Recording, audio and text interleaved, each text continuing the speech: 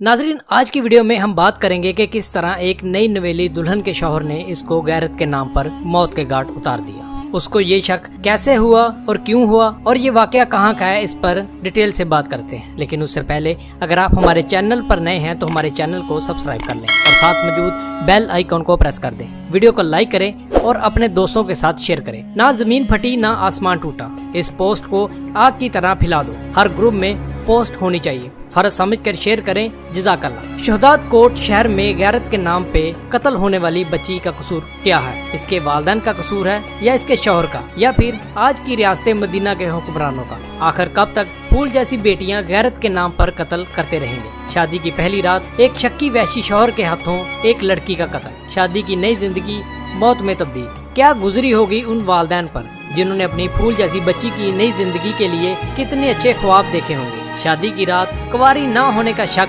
जाहलाना इक़दाम है। असल में मेडिकल साइंस ये बात साबित कर चुकी है कि ब्लड का ना आने की वजह कमजोरी या बचपन में गेम खेलते भागते दौड़ते की वजह से वो बारीक पर्दा टूट जाता है, जिसकी वजह से शादी के बाद हम बिस्तरी के दौरान ब्लड नहीं आता। मगर अफसोस हमारे माशरे में शक किया जाता है, जिस शक के सबब एक मासूम फूल जैसी लड़की को शादी की पहली खुशी वाली रात कत्ल किया जाता है। खुदारा सोचे, अल्लाह पाक हर लड़की को अपनी खास पनाह में रखे और इस जुल्म का हमारे माशरे से हमेशा हमेशा खात्मा फरमाए। आपका एक सेकंड इस वीडियो को दूसरे तक पहुंचाने का जरिया बन सकता है। मेरी आपसे आजिज़ाना अपील है कि ला हासिल और बेमकसद पोस्टें हम सब शेयर करते हैं। आज अपने माशरे का ये तलख पहलू क्यों न शेयर किया जाए? आए एक एक शेयर करके अपना हिस्सा डालें, क्या पता किसी के दिल में उतर जाए ये बात। शुक्रिया। अल्लाह पाक हम सबको हिदायत दे, आमीन। दोस्तों, इस वीडियो को जितना शेयर कर सकते हैं आप करें, क्योंकि हमारे घरों में भी बेटियां मौजूद हैं। अल्लाह पाक सबकी माँ बहनों की इज्जत और आबरू की हिफाजत करे,